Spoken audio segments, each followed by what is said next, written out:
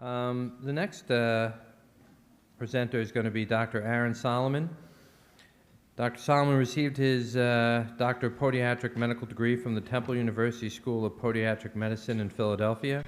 He completed a medicine and surgery residency at the Montgomery Hospital and Medical Center in Norristown, Pennsylvania, as well as completing an additional year of residency in advanced foot and ankle reconstructive surgery at the Ambulatory Foot and Leg Surgical Residency in Austell, Georgia. He is board certified by the American Board of Foot and Ankle Surgery and a member of the Board of Directors and a fellow of the American Society of Podiatric Surgeons. Please welcome Dr. Aaron Solomon.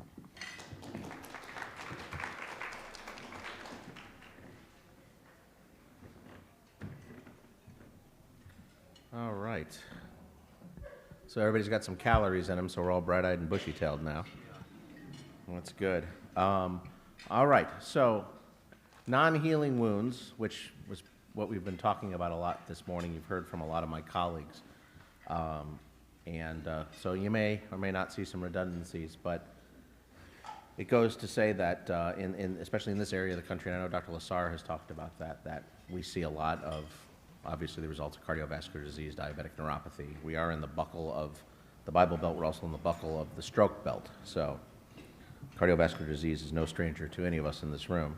So what I'm going to do is I'm going to sort of take a step back and sort of look at things through the eyes of a podiatrist. We've been looking at things from a surgical standpoint, from a vascular standpoint, and obviously as a podiatrist, I'm a foot and ankle surgeon, but also we look at the foot, in all systems, and we look at it from a musculoskeletal standpoint, orthopedic standpoint. What can we as podiatrists do to play a role in trying to help with wounds using our knowledge of the biomechanics of the foot and ankle? I had a pretty good weekend. I hope everybody else did too. All right. So, obviously I was preparing my talk while I was biting my nails. All right. So the sobering statistics that we've all seen in almost every discussion this morning about diabetes, and these statistics, I'm sad to say, are probably almost a decade old. They're pretty sobering then, but they're even more sobering now. A lot of these studies are from the early 2010s, and as we can see, the 5-year mortality rate of a neuropathic ulcer and of a lower extremity amputation is comparable and even worse than some cancers. So, quick little talk about wound classifications. We all know them. We've probably heard about them this morning a little bit, but they help with documentation. They help with documentation to assess the progress of a wound. They help with documentation from a practice management, billing, and coding standpoint. They give us an idea of what we're dealing with, not only from a vascular standpoint, from an infection standpoint, from an anatomical standpoint, and also from, as I put in a risk management standpoint. Proper documentation protects us from a medical legal stance too, that we're documenting everything about a wound when we see our patients. The Wagner classification, it's your pretty go-to classification. It's pretty understandable. It's pretty straightforward, based on depth. When a person comes into an office and they're diabetic and they have a callus, they have an ulcer. It's not open, it's not bleeding, it's not exposed. It's the same thing with a decubitus ulceration, right? A stage 1 decubitus ulcer is a pre-ulcerative lesion. It's a pressure lesion, but we still consider it an ulcer because we know if nothing's done to that area, it's going to break down and ulcerate. So a person comes in with diabetes, neuropathy, and they have a callus on a pressure area, we consider that an ulcer. It's not open, it's not bleeding, it's not draining, they don't need an antibiotic, but they do need debridement of that hyperkeratosis. They do need offloading of that area. Now, once the skin's compromised, that's where we get into our stage 1, superficial subcutaneous ulcer, full thickness ulcer now down to capsules, or stage 2. We start seeing some bone infection in grade 3, grade 4, now we're getting into gangrenous tissue locally, and then grade 5, obviously, we've lost limb salvage. So, your Wagner 304s, we're dealing with something from a gangrenous standpoint. This is somebody with gas gangrene, abscess formation. Obviously, we're going to need radical debridement. And this, once we evacuate that abscess, this is what we're left with. Hope you're all enjoying your lunch. We're all wound care specialists, we don't care, right? And, you know, your Wagner 5, this is gas gangrene running up the leg. We had to do, you know, full fasciotomy. This limb is not salvageable. This is a maintenance procedure until I can turn it over to the general surgeon. Unfortunately, this gentleman underwent, I believe, an above-the-knee amputation. This is pretty significant gas gangrene. There are other classification systems. There's a program at the University of Texas, San Antonio, where they do a lot of wound care. I was trained by some of the graduates from that program. They have their own classification system, and it's based on a combination of infection and ischemia. And you can see that you can use this to sort of define whether or not you're dealing with a patient that simply has an infection, or they simply have peripheral arterial disease, or they have both. It's a little bit more complicated than the Wagner classification, but they're looking at it from a pathology standpoint.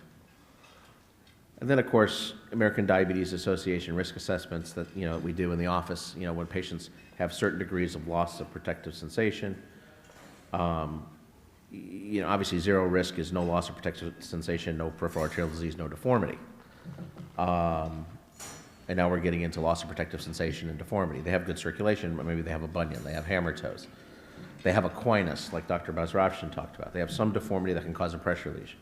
Now we're getting into a greater risk, peripheral arterial disease, loss of protective sensation, and then obviously when you get into the third stage, this is a patient that's already undergone an amputation. So, and risk factors for ulcerations. It's interesting when I put this slide together, the one thing that's not on here is peripheral arterial disease, and here I am speaking at a vascular meeting. So, but peripheral neuropathy, HbA1c of greater than 7.5. Dr. Brand said 8, and she's right. You know, beggars can't be choosers. If we have a poorly controlled diabetic patient who gets that A1C under 8, that's pretty monumental. You know, 7.5 was that guideline I taught for major reconstructive procedures like Charcot reconstruction. You wanted to try to get that number below 7.5, but if you get it below 8, you're in good territory, you're in better territory. It's not great, but it's not 11, 12, 13. And once again, deformity, site of pressure, it's the site of an ulceration. Aquinas, which is the root of all evil. I heard that quote in a meeting once, and I cannot find where it's. I've been looking all over the literature for where that statement comes from, and they quoted a study and basically said that Aquinas is the root of all evil, because when you look at your Charcot foot that Dr. Bello showed us, you look at the ulcers on the stump of a transmetatarsal amputation like Dr. Brand and Dr. Bazrafshin showed us. What's driving that stump of the foot in the ground? What's causing that Charcot foot to collapse? It's Aquinas. If you negate the Aquinas, it's amazing how many problems in the foot you can solve simply by lengthening the Achilles tendon. And then repetitive trauma. What's repetitive trauma? Walking. Ground reactive force. All the ground reactive force is, that's Newton's third law. The foot hits the ground's going to hit the foot back with the same amount of force every step a person takes. So if they have a high pressure area, that's a site of ulceration.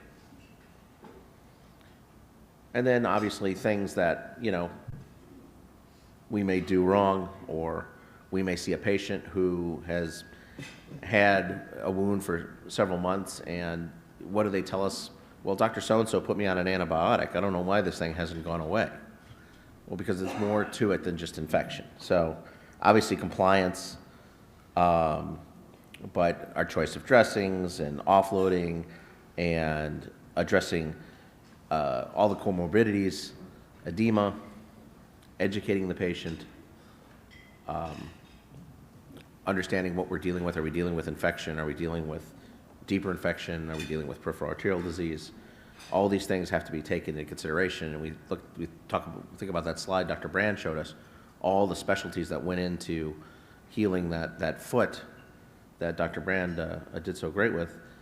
It's a big list. So going back to documentation, this is basically what I use and my colleagues use in the office for documenting an ulceration.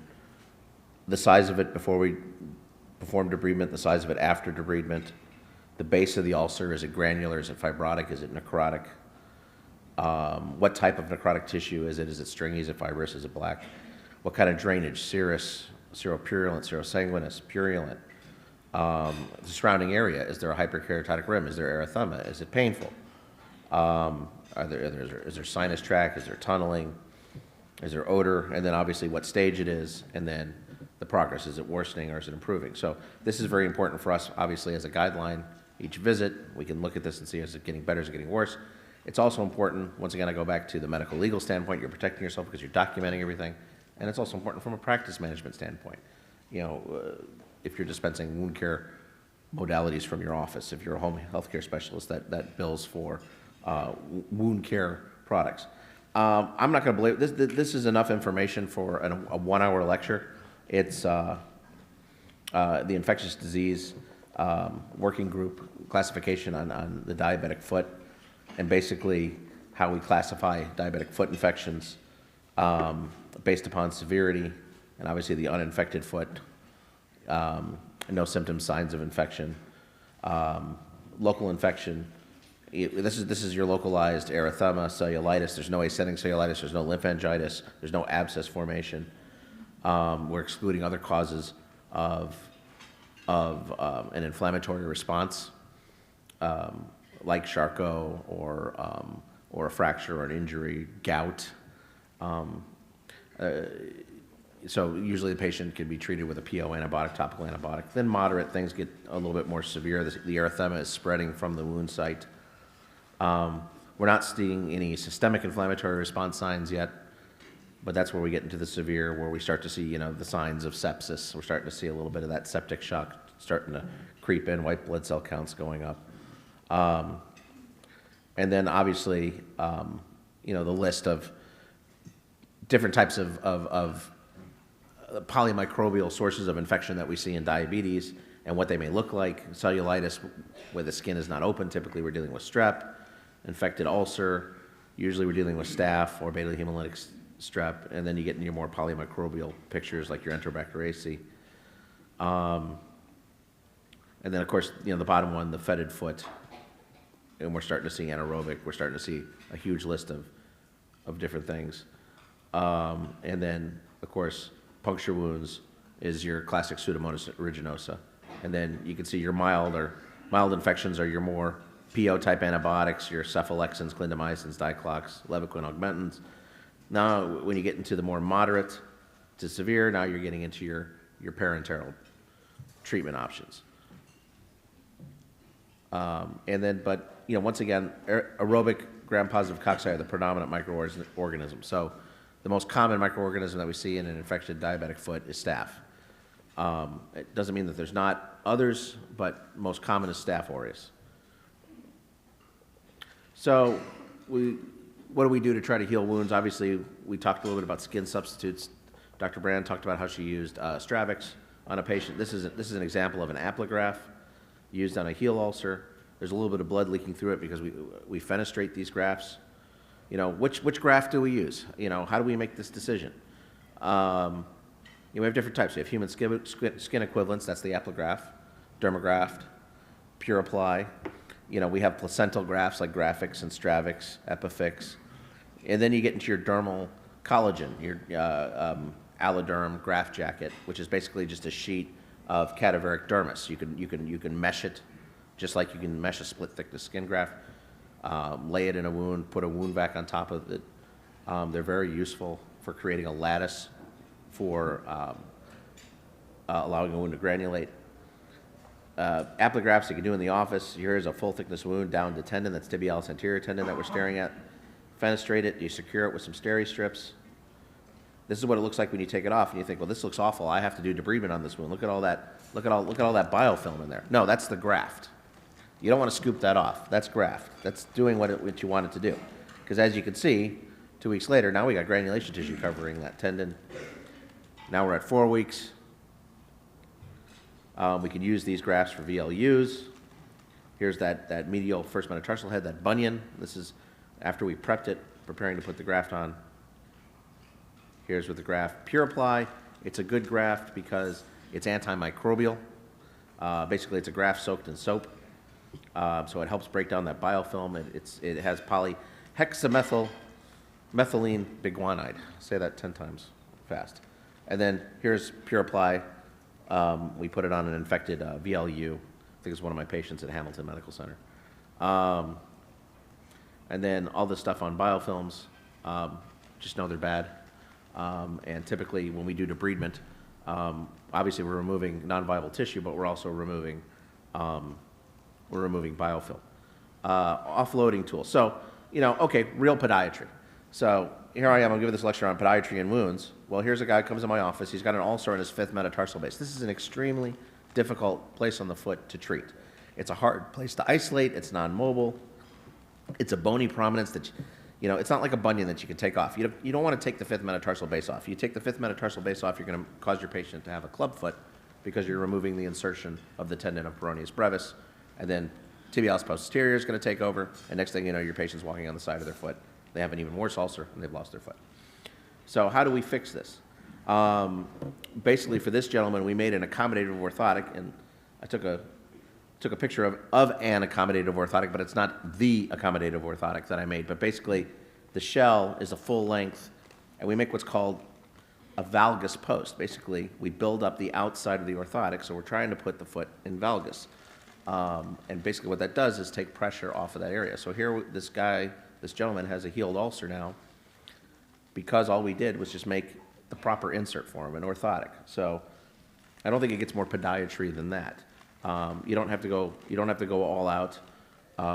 Simple foot orthotics that are more accommodative. When we deal with diabetic patients, we want to do an accommodative orthotic. This isn't the rigid orthotic that you get for your kid who has flat foot, or that if you're a runner you may be more familiar with. These are a little bit more forgiving.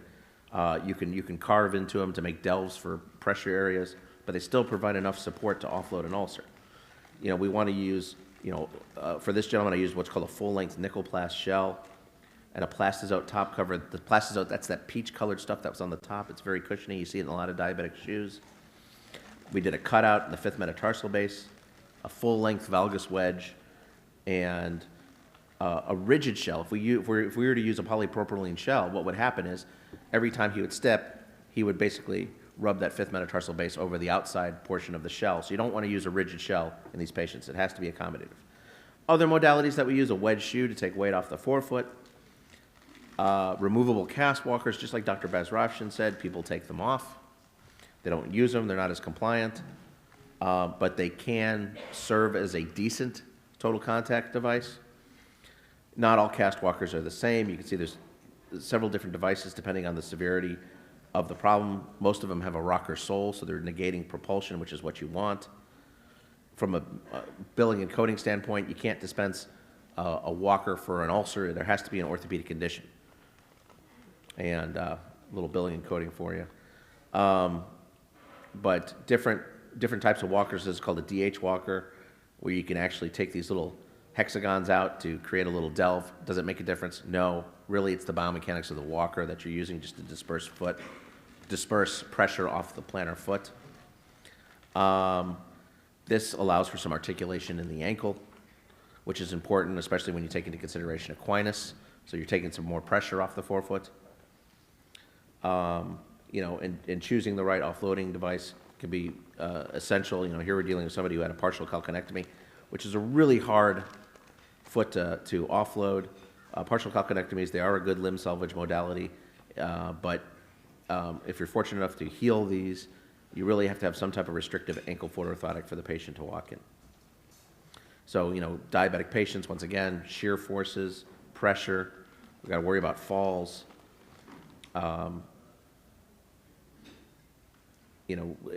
Rigid ankle foot orthotic.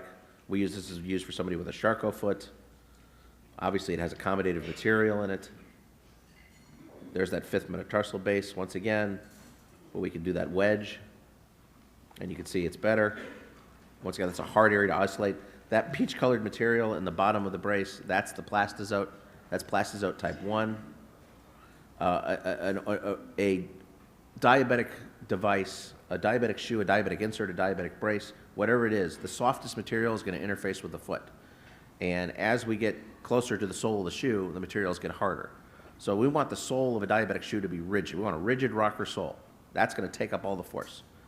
The next layer is going to be a little softer. It may be something like a foam rubber, what we call a PPT, By the time we get to the interface with the foot, which is this plastizote, we want it to be nice and soft. And that sort of pink, that sort of blue layer that you saw on that last slide, that's the PPT. So hard outer layer gets a little softer. We get to the interface with the foot, it's the softest. And it can be worn in a shoe. This is a prescription shoe as well. Diabetic shoes and inserts. As you can see, here's some wedging. And then a quick little thing on total contact casting. I know Dr. Bazrashian talked about it a little bit.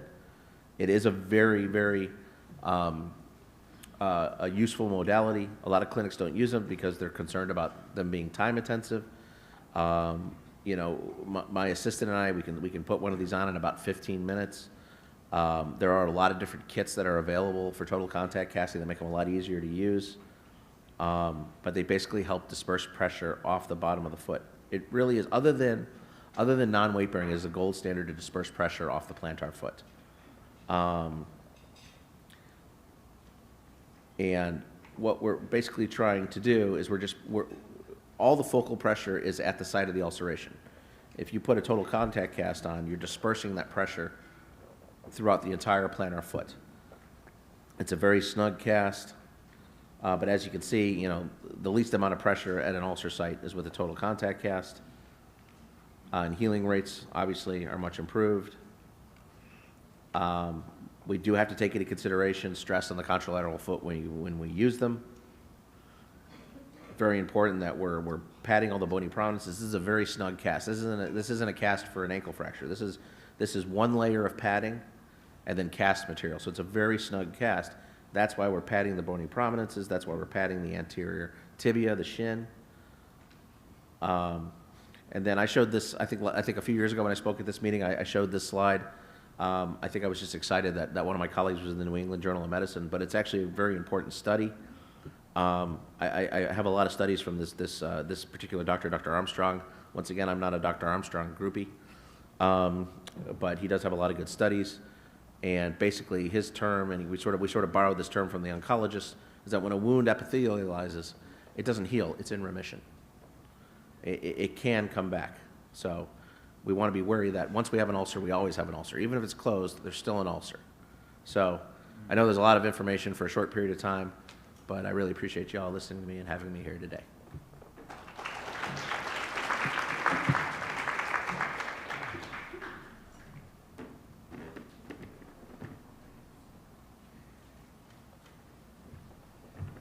That's an excellent talk, Dr. Solomon. Next up, we have Jenny Wilson. Jenny Wilson is a graduate of the University of Tennessee, Chattanooga, and is an accredited family nurse practitioner. Jenny serves as the lead wound care specialist at the Vascular Institute of Chattanooga in Chattanooga, as well as overseeing a busy vascular care practice. She is certified wound specialist by the American Board of Wound Management.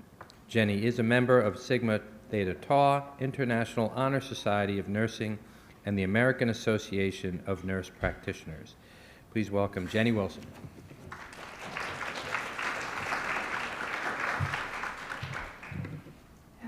I'm going to be talking about ischemia assessment and treatment so that we can get wounds closed.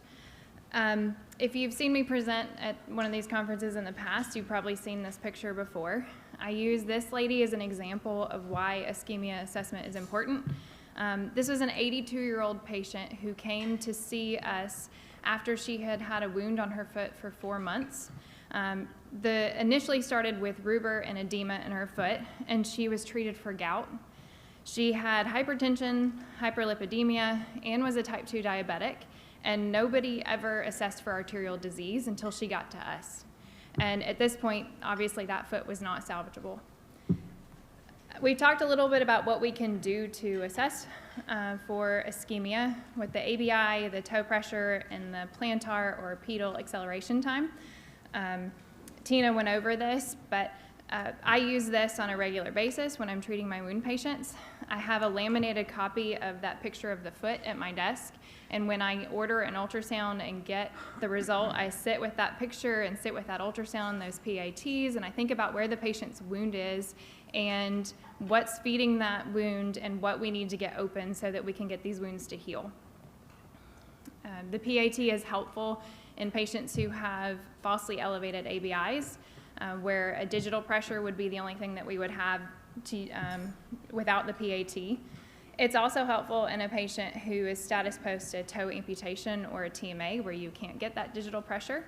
And then, like I said, for these patients with the non-healing ischemic ulcers, because I can pinpoint the flow to the actual ulcer. Tina went through all this about you're measuring the time from the start of systole to the peak of systole, and the faster that acceleration time is evidence of less obstruction in those arteries. And so the lower the time, the quicker that blood's moving. And then this picture kind of shows that you've got a slower time because you've got obstruction in those arteries. And Jill Somerset presented this information to us, and her team did a one-year study of 499 limbs and correlated the ABI with the PAT to kind of give us these ranges of how severe the ischemia is. I'm going to talk about a few patients that we've treated and how we have diagnosed their ischemia, fixed it in order to help heal wounds. First patient is a 76-year-old man who came to our office for a second opinion. He had gangrene on his bilateral feet. He'd been treated by a different vascular surgeon and a wound care center, and was told that there was nothing else that could be done for him other than bilateral amputation. He had a history of cabbage and the bilateral lower extremity intervention previously. He was a type 2 diabetic. He had quit smoking, but in the past had smoked 3 to 4 packs a day for over 40 years. And this is what his feet looked like when he came to see us. He had, in addition to the gangrene, he had rest pain and was miserable. He had a lower extremity arterial duplex that showed ischemic range PATs with a right SFA occlusion and then a stenosis in the left popliteal artery. He had intervention shortly thereafter with atherectomy, PTA stent of the right SFA and popliteal, and atherectomy PTA of the proximal and distal anterior tibial arteries. We focused on the right leg first. 6 days later, the patient called the office and said, I was doing better, my leg felt good, something happened, and all of a sudden I've got constant pain in my foot, there's something wrong. So we repeated the lower extremity arterial duplex. You can see that there's flat pressure in the toes, absent flow in the foot on the PAT. That same day, he had more intervention and had atherectomy PTA of the proximal and distal right anterior tibial artery. This is his post-op a week later that shows improved flow in the foot. His PATs are still not ideal, but it is improved. Then on the 8th of April, the patient had his left lower extremity intervention because he had the gangrene in his bilateral feet. When he came back for post-op from that second procedure, or the left lower extremity procedure, this is what the right foot looked like. We've talked about waiting for that gangrene to demarcate, and this is in the process of that. And he had a post-op ultrasound this day that showed that he had some mild anterior tibial artery stenosis. Otherwise, the right lower extremity was patent. He's got monophasic flow throughout that right leg because he also had iliac disease. But we were pleased with how the flow was in the foot. When I get ready to do this presentation, I look at some of the patients that I've treated in the past year and kind of pinpoint and say, okay, this guy would be a good one. I thought this guy was a good one until I got to this point, and then I remembered how complicated he was, and I almost quit and thought I'm finding somebody else. But then I decided this is actually a pretty good description of our patient population. You'll remember the man came to us with gangrene on both feet. When I saw him as a new patient in my physical exam, I also listed and found carotid bruits. He had a critical stenosis, or a grade 3 stenosis of his right carotid artery. So our primary concern was fixing the critical limb ischemia because he was miserable from that pain. And now that we had him okay, not great, but okay, we needed to work on the carotid. So he went to cardiology to get clearance. He then had a carotid endarterectomy on May 17th. Then when he came back for his post-op carotid ultrasound, he had recurrent stenosis and then needed a carotid stent that was done on 6/11. So now that he's gone through all of that, we can finally get him to the TMA on the 18th of June. Patient came back to see Dr. Lassar in August, and Dr. Lassar was concerned with some necrosis along the edges of that TMA incision line. And so we repeated the lower extremity arterial duplex, and he had a greater than 75% stenosis in the right superficial femoral artery. So he went back to the endovascular lab and had PTA stent of the right common femoral and superficial femoral arteries, PTA of the right profundifemoral and popliteal arteries. This is when I saw the patient a few days after that intervention, and he had just been painting that wound bed with betadine to try to keep it dry until he was revascularized. And I saw him and he had a post-op ultrasound, which suggested that he had patent common femoral, superficial femoral, and popliteal arteries. And so we've been working with selective debridement and Santal to get that TMA to heal, and it is improving. My next patient is a 53-year-old patient who has followed in our practice for lower extremity peripheral artery disease. She called the office and said that she had wounds on her bilateral legs. She stated that the wounds were sudden onset after she began to experience generalized swelling about a week ago. She has a history of lower extremity intervention in January of 2021. She has hypertension, hyperlipidemia, COPD. She's not a diabetic, but she is smoking 1 pack a day and has for 30 years. And to make things more interesting, she's scheduled to have her left knee replaced in 10 days. So she came into the office, and this is what her legs look like. So needless to say, she did not have her knee replaced 10 days later. We got lower extremity arterial duplex that suggested that she had greater than 75% stenosis in her bilateral superficial femoral artery stents that were placed in January. So we got her scheduled to be done in our outpatient lab, and if you remember me saying that she had that sudden onset of swelling that caused the wounds, before she came to see us, she went to primary care for the edema and was treated with diuretics, and her potassium was replaced. But when we scheduled her and she came into the lab to be revascularized, her potassium was still too low. So we had to cancel the procedure, send her back to primary care, and have that corrected. Once it was corrected, this time we scheduled her in the hospital just in case. And so she had intervention. This was the in-between that time period when we're waiting for the potassium to be corrected. I went ahead and started working with topical wound care while we were waiting for her to be revascularized. She had her intervention, had atherectomy and drug-coated PTA of the left SFA stent. And then her post-op ultrasound suggested that stent was patent with just some isolated tibial disease. And then we moved on with wound care. I'm still working on it. We've almost got it closed. But I use this patient as an example because the only reason she came into our office was because she had this swelling and then she developed these wounds. And she was scheduled to have that knee replaced. And she had a significant stenosis in her SFA. So had she not developed these wounds and she had that knee replaced 10 days later, likely would not have healed and most likely would have failed. And so it's important that if in your practice you're planning any kind of procedure on somebody who has a history of intervention, that they come see us prior. It had only been 5 months since her last intervention, but she still had already almost occluded that SFA stent. Last patient is an 82-year-old man who had type 2 diabetes, hypertension, hyperlipidemia, a history of coronary artery disease with a prior MI. He previously smoked a quarter of a pack per day for less than 10 years and had quit. He was hospitalized in April of 2020 and developed a pressure ulcer on his heel. He was being treated by an outside wound care facility, and that surgeon or that provider was concerned because the wound had stalled. So the patient ended up having intervention with an outside surgeon, lower extremity arterial intervention, and then a debridement of his heel wound the day after that. He came to our office for a second opinion on his vascular care. And this is what the wound looked like when I saw him. He had a lower extremity arterial duplex that suggested occlusion of his right posterior tibial and peroneal arteries.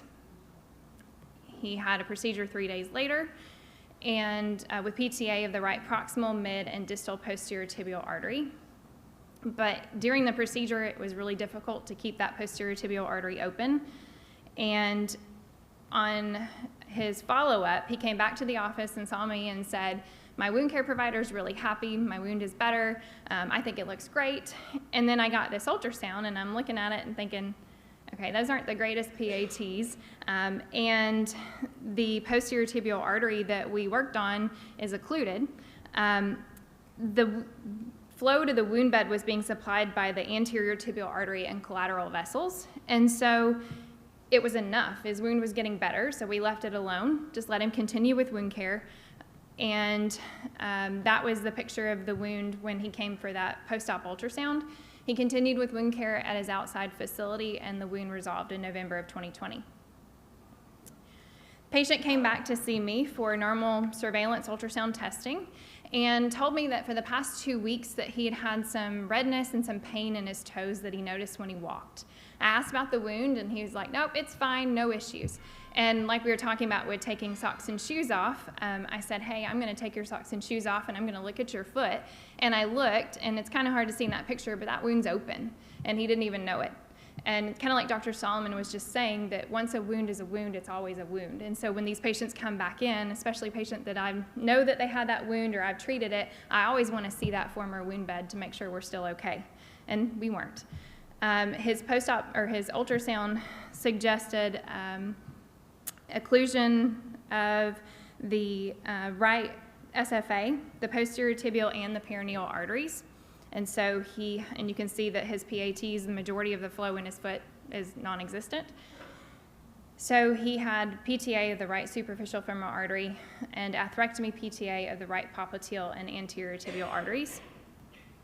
His post-op ultrasound suggested that patent SFA, but the posterior tibial and the peroneal arteries were occluded again. It's kind of the same situation that he had had last year, where the flow to the wound bed was being supplied by the anterior tibial artery. And he chose to continue wound care with me at this point, and so we worked on it, and within a month after that procedure, the wound was closed. And in conclusion, ischemia can present in an obvious manner like the first picture that I showed you with the gangrene, but it can also be a slow or a non-healing wound.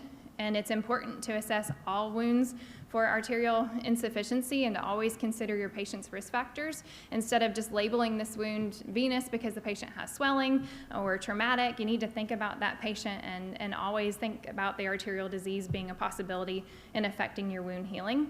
And then remember that even if we've revascularized them, it doesn't mean that everything's still open. And that if your wound is not improving, you may need to send them back to see us again so that we can check and see that everything's flowing. And that we have new tools like that pedal or plantar acceleration time that we can use to help to identify ischemia and then revascularize these patients and prevent amputations.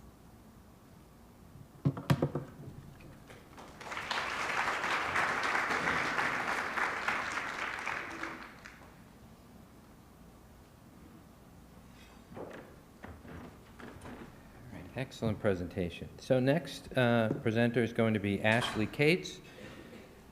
Ashley Cates graduated from the University of Tennessee at Chattanooga with her Master's of Science in Nursing degree as a family nurse practitioner in 2019. She joined VIC in the spring of 2019. Prior to graduation, she gained experience as an outpatient wound care nurse where she developed her love for wound care. She is dual certified as a wound care provider. Ashley is a certified wound specialist with the American Board of Wound Management, as well as a certified wound care nurse with wound ostomy and continence nursing certification. Please welcome Ashley Cates.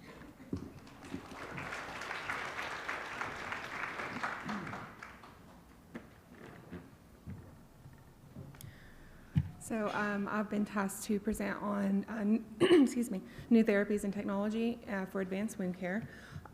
This is the first time I presented live. Last year it was all virtual, so bear with me.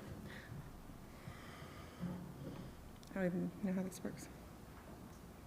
Okay, so I can't really talk about advanced wound care until I kind of talk about basic wound care and wound healing. So my first slide here, I talk about just how normal wound healing progresses, I guess, in a normal person. You have the 4 stages: hemostasis, inflammation, proliferation, and maturation. So with chronic wounds, they would normally stall between the first 2 stages, between inflammation and proliferation. We got to determine why this is happening, though. So why did the wound become chronic? There's a lot of different factors that affect wound healing. I've got some of them listed here. And obviously they include the ischemia that we deal with every day at Vascular Institute of Chattanooga, as well as edema with venous insufficiency and such. But there's other things that we have to consider as well, like diabetes and nutrition, immunosuppression. So we want to be able to identify those and improve them or correct the factors that you can, and that's a challenge. So with chronic wound management, you can kind of break it down into different categories of what you're looking at to see if you can make improvement and get this wound better. Tissue infection, inflammation, moisture imbalance, edge of wound. So the first category I want to talk a little bit about is tissue.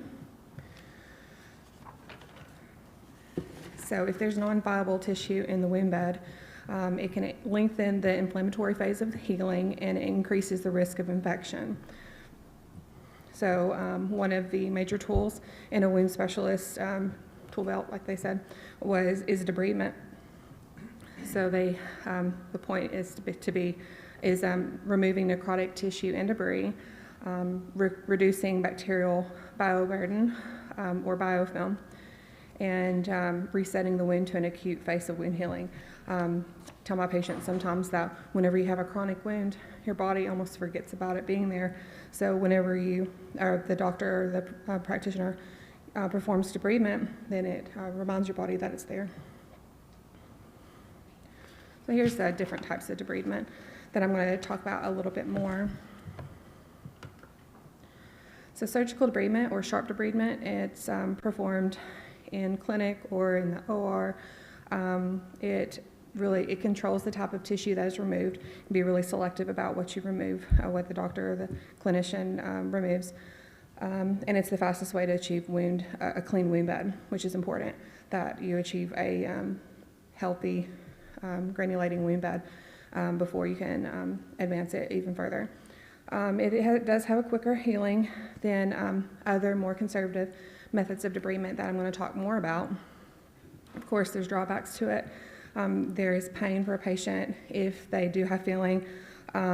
If a operating room is required, it is costly, as well as there's risk of anesthesia separately. The next type of debridement I want to talk about is autolytic debridement. It's whenever your body's own enzymes break down the necrotic tissue. So there's things that we can do to help this process along in treating the wound topically. The process is obviously slow, and in order to kind of assist the body in this process of autolytic debridement, you have to leave the dressing in place longer. It's not a twice a day dressing change. So you have to really take in consideration how much exudate or how much drainage there is in the wound too. Something I always add with autolytic debridement is that there's a compliance issue. Education is important because as your body breaks down the necrotic tissue, it can look like pus or infection, but it's not that. So education, like I said, is important. The next type of debridement is enzymatic debridement. This is accomplished with a topical ointment, which is a prescription, which liquefies necrotic tissue with lab-created enzymes. Important to note that there are some antimicrobial agents or cleansers that decrease the effectiveness of enzymatic debridement, which is important to know. So you want that to be effective. Obviously, you can use this in conjunction with surgical debridement or sharp debridement. Costs can be an issue. I usually don't know. I have to counsel the patient on this type of debridement method, this ointment, and submit or order it to see if their insurance is going to pay for it. A lot of times I don't know how much is going to be covered by their insurance, but if it's worthwhile if you can get it for them. It's also a daily application. Mechanical debridement. There's a couple of different examples of this. Obviously, the old one is wet to dry dressings. You can scrub just with just a clinician, like any kind of a provider, not necessarily an advanced clinician, could do this. Wound cleansing, wound irrigation, even family members or the patient themselves. Pulsatile lavage obviously is something that a surgeon does in the OR. There's also methods of ultrasound debridement that are available. Always include that mechanical debridement can damage healthy tissue, so non-selective. And I've included the fact that wet to dry dressings, for them to be effective and actually remove the dead tissue from the wound bed, they often need to be changed frequently, which can cause damage to healthy tissue. It's also an issue with compliance because it can be painful, obviously, as well as issues with dressing supplies. If you're changing it multiple times a day, then costs can be an issue. Next one I'll talk a little bit about. It's not something I have any experience in the clinic of sterilized debridement, biologic debridement. But this uses living organisms to remove necrotic or dead tissue from a wound. Most commonly used for biologic debridement involves the use of medically sterilized or disinfected maggots. Like I said, I've not ever seen a clinician or a doctor use this where they've actually put them in the wound, but we've seen it in nature, I guess. Wound debridement in this case is accomplished by excretion of enzymes by the maggots that degrade and liquefy necrotic tissue, as well as the physical removal of the tissue and bacteria by ingestion. I won't say more about that. I'm not an expert, for sure. So the next category is infection and inflammation. So there's things you have to consider with a chronic wound, especially infection, critical colonization, and biofilm. So the reason this is important is high bacterial counts can slow wound healing. It increases exudae, it can lead to the development of clinical infection. So it's important for us as wound care providers to help manage bioburden. There's different options. There's antimicrobials, antiseptics, and antibiotic type dressings. Like I've said here, there's a lot of different options on the market. Wound catalogs are full of different options, and you can generally choose based on the type of exudate, if it's a dry wound or a wet wound. Something important to keep in mind is that it's a short-term use. Obviously, infection and inflammation can also be amenable to or improved with wound cleansing, as well as debridement to remove biofilm and necrotic tissue. Next is moisture imbalance. So the goal is to restore moisture balance to the wound. What everybody comes into clinic and say, I want to get air to it, that's not necessarily the best option whenever you're talking about a chronic wound. So you want to add moisture to dry wounds whenever. I guess I should preface that by saying if the wound is dry and they're ischemic, that's a problem. You want to try to keep that dry. This is if risk factors have been modified. So you're wanting to add moisture to the dry wounds, and you can use moisture wicking dressings for wounds with heavy exudate. So I've just not went to really any detail about types of dressings, but just kind of separated them out. Dry wounds, hydrogels and hydrocolloids. Moist wounds, there's hydrofibers, alginates, foams, collagens that have alginate in them. I'm going to talk more about negative pressure wound therapy. So the edge of the wound, non-advancing. So you've got a healthy wound bed, well granulated. You've managed the infection, inflammation, and the moisture imbalance. So what you want to do now is promote epithelialization and wound contraction in the wound. So there's a couple of different, I didn't talk about wound assessment. I think some other presenters talked a little bit more about that. So, but you want to address the pibbly or tunneling or undermining. Make sure that you fill the dead space in so that it can heal from the bottom up. That's kind of how I explain it to patients sometimes. You also want to protect the peri-wound whenever you have a highly draining wound. So going into advanced wound care that I'm presenting on today, just kind of grouped them into a couple of different categories here. So I want to talk a little bit about negative pressure wound therapy. It's great for deeper wounds or full thickness wounds, and it really aids in the growth of granulation tissue in the wound bed, helps manage wounds that are draining a lot, and it also helps reduce edema. We generally change them 2 times a week or 3 times a week. Growth factors, just going to talk a little bit about this. This is a prescription that you can get, and the only indication that I'm aware of is for diabetic foot ulcers. But in diabetic patients, these factors, the fibroblasts, the cellular level, it's not working as good as it could in a healthy individual. So it's just assisting with that. So daily application that the patient would need to do 12 hours on and 12 hours off. There are patient assistant programs, as it can be expensive. So biologics or bioengineered tissue, a lot of the surgeons or the podiatrists this morning have talked about this already, so there's no need to really talk a whole lot about it. But there's different types, and that's something that's an option for patients that have chronic non-healing wounds. They're generally a weekly application.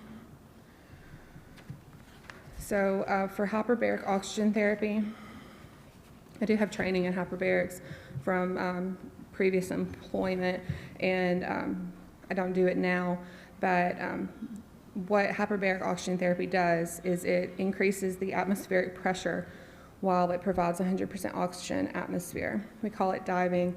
Sometimes patients get confused and they come in, or they used to whenever I worked in that setting. They would be expecting to go underwater or something, but it's not. It's just, it's like sea level is 1 ATA, and they dive down to like 2 ATA, which is like 33 feet below sea level. The one that the picture I have right here is a monoplace chamber. That's what we have here in Chattanooga and surrounding areas. I don't know of any multi-place chambers that are in the surrounding area. But the point of it is to develop new blood vessels, or angiogenesis. As I think Dr. Brand, she talked quite a bit about hyperbarics, and it's an absolute minimum of 4 times per week, ideally 5 times a week. And it can be anywhere from 2 to 2.5 hours. So it is very much a time commitment. So qualifying diagnosis, I've included the ones that are related to wounds. Specifically, there are other qualifying diagnoses, carbon monoxide poisoning and such. But the first one I've listed here is diabetic lower extremity wounds. They have to be grade 3, which we've went over in previous presentations what that Wagner grade 3 is. Osteoradial not necessarily vascular related in our clinic, but it's important to know for those providers that do that and they see these types of patients. Chronic refractory osteomyelitis, obviously that's something clinicians, providers in this room will be able to identify. But it's important to know that it's 6 months since the diagnosis, as well as documented 6 weeks of antibiotics. An important one to remember is failing grafts and flaps, as Dr. Brand talked about. It has to be within 14 days of the surgery. So keeping that in your mind, I guess just whenever they go in for surgery, keep that in the back of your mind. Because that can be beneficial if they are in the chamber within 14 days or 2 weeks. Radiation soft tissue injury, that's one that you have to have at least 6 months prior to beginning the diagnosis, prior to beginning HPO. So they can have non-healing wounds for 6 months prior to being able to qualify for that. But that's something to keep in mind, especially if you work in the dermatology world. Radiation cystitis, I've mentioned that just briefly, and acute arterial insufficiency. And the important thing for that is you have to be diving within 72 hours of the causative event. So it's, they're usually still in the hospital. So outpatient therapy, that would be challenging. So thank you. I feel like a lot of our previous presenters went over a lot of this stuff, but I appreciate your time and your attention. And I've listed my email if you have any questions. If I don't know the answer, I'll try to direct you to someone who does.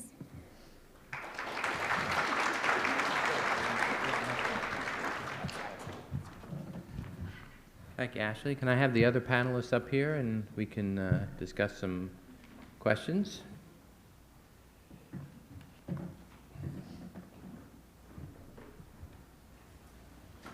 Is Dr. Solomon here?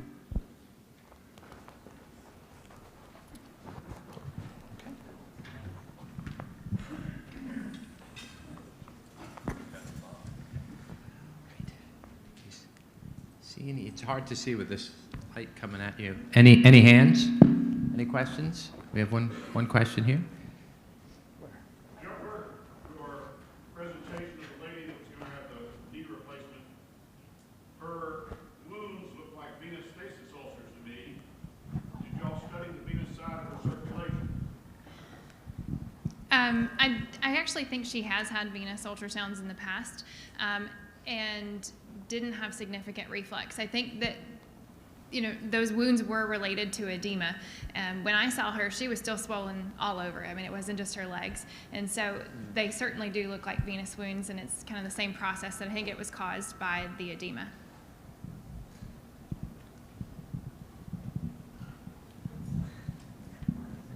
Any other questions? Concerns? When you have a patient that comes, the patients that are coming in for wound care, I'm curious how this really works in the world, because sometimes we don't talk that much. I'm operating, you're doing other things. But are you getting a lot of referrals in for wound care, or is it patients that are coming in unattached, or how does that work in your world? And what would you like to see different when they come in? We get quite a few referrals for wound care. Especially with patients who are not attached to a primary care provider. I think a lot of urgent care places are sending us patients with wounds. And we also get just our normal patients that are coming in for arterial surveillance that have wounds that have just kind of been sitting on it at home and thinking, well, I have an appointment in 6 weeks, I'll just let this hang out. And so I feel, I don't know that what could be done different. I guess getting patients to us as soon as possible, as soon as you identify a wound, calling and clearly communicating that to our front office staff. That helps a lot, saying, hey, this patient has a wound. We know we need to move quick and sometimes double book and get them in, rather than having them wait a week or two, because things can significantly change in that time period.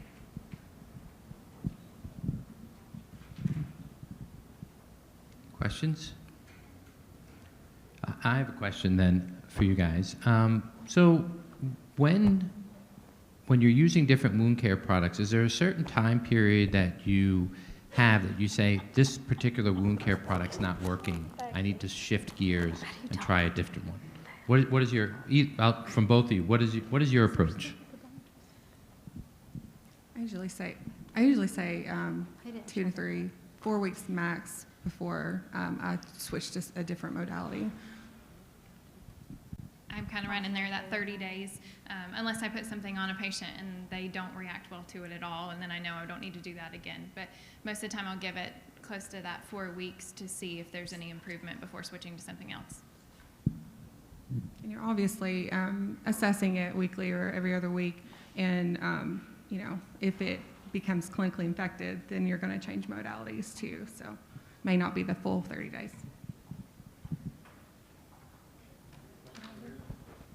question? Is there still a podiatrist up there? I had a question. Yes.